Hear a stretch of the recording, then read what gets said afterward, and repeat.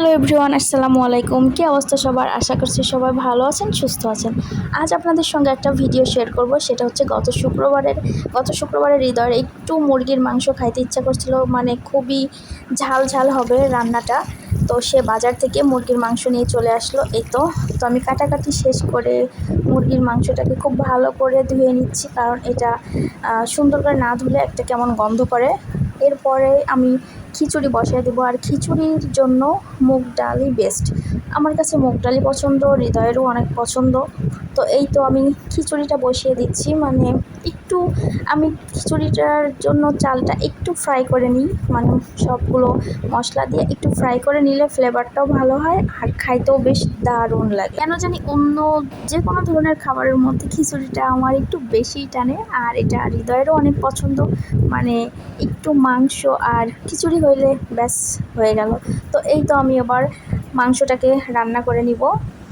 তো সবগুলো মশলাই দিয়ে দিচ্ছি, আর আজকে আমি এটা হাতে খুব সুন্দর করে মেখে নিব, তারপরে এটা রান্না করব। তো দেখতেই পাচ্ছেন সব মশলাগুলো দিয়ে দিচ্ছি, আর আমি আজকে হাতের মধ্যে করে তেল দিয়ে এটা মেখে নেব। আর এটা আমি দেখেছিলাম আমার মায়ের এইভাবে করতে। তো এই রান্নাটাও, মানে এইভাবে রান্নাটাও শিখেছি মায়ের কাছ থেকে। আমি সচরাচর ওইভাবে কখনো রান্না করিনি, কিন্তু দেখতাম মা এইভাবে রান্না করতো আর কি।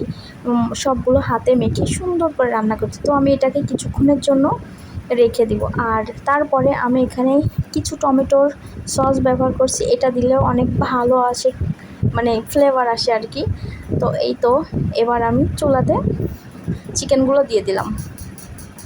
আমি এটা কিছুক্ষণের জন্য একটু ফ্রাই করে নেব, কারণ বাজারের মুরগি যেহেতু, তো এতে একটু পানি পানি ভাব থাকে, এই জন্য এটাকে আমি ফ্রাই করে রান্না দিয়ে দিয়েছি, আর কিছুটা কাঁচা মরিচ অ্যাড করে দিয়েছি। আর আমি আজকে রান্না করছি কিন্তু মাটির চুলাতে, মানে মাটির চুলাতে বেশ ভালো স্বাদ হয় রান্না।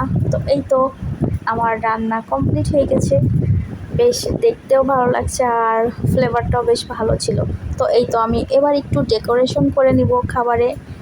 খিচুড়িটাও কিন্তু দুর্দান্ত ছিল, মানে অনেক মজা ছিল। খিচুড়ির সঙ্গে লেবু থাকবে